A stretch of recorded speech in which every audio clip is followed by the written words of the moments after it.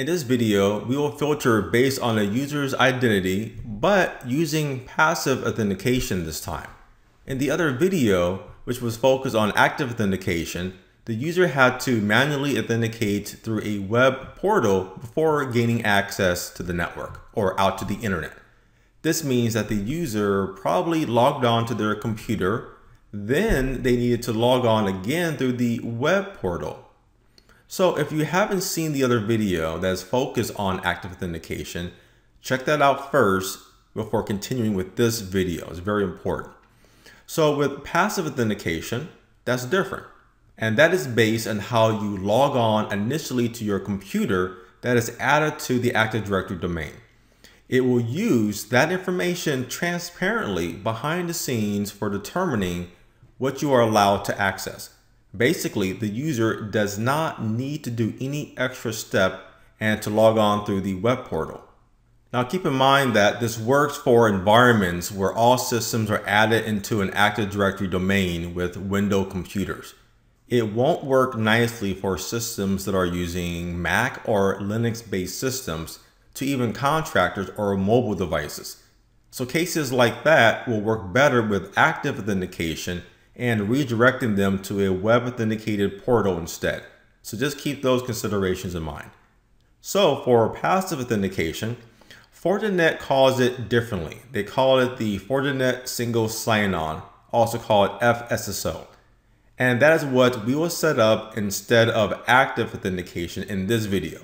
Now, in order to set up FSSO, it requires to have the FSSO agent program installed on an Active Directory server that is connected to the domain and is able to access the users and groups on the domain.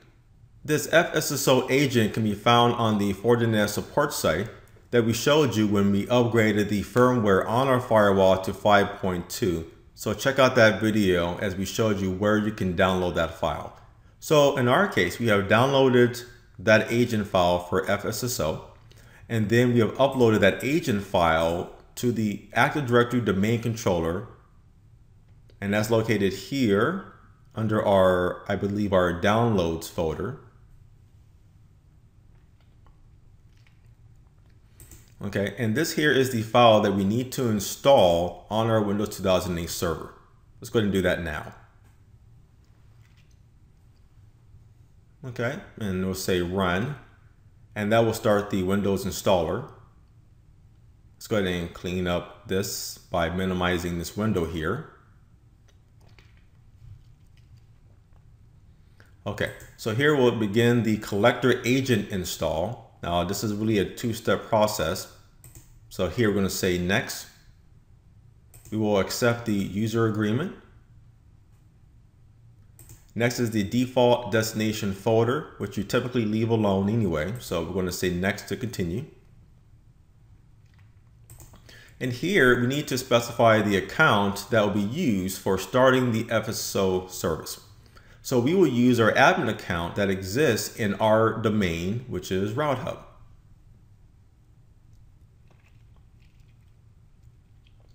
And enter our correct password.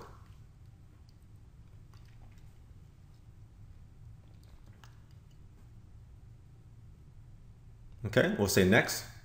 So on this page for the install options, we will use the default settings, which is important for the FortiGate to monitor the logon events by our connected users to determine their username and the group that they are associated to. So let's go ahead and say next. And finally, let's install the collector part of the agent.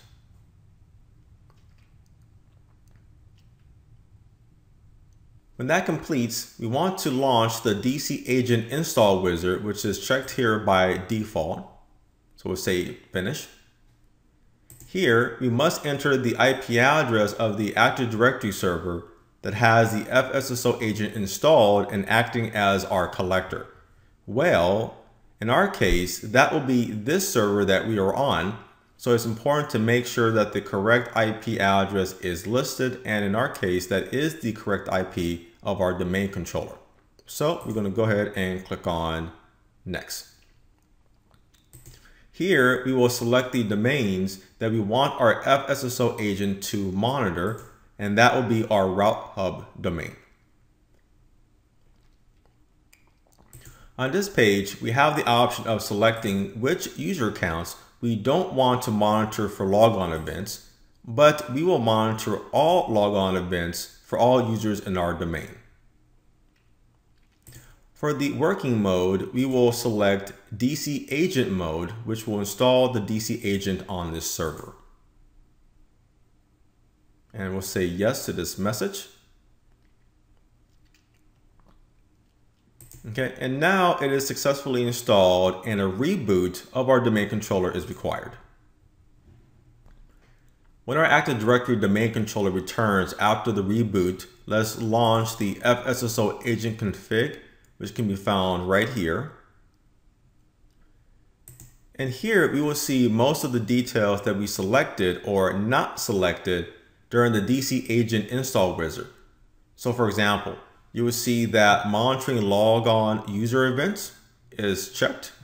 You also see that the agent is running on our domain controller. Under authentication, we will require a authenticated connection from our FortiGate firewall. So we will specify the password that must match on our FortiGate when we set up FSSO there. And once we're done, we will go ahead and apply the changes. And when that completes, we will save and close.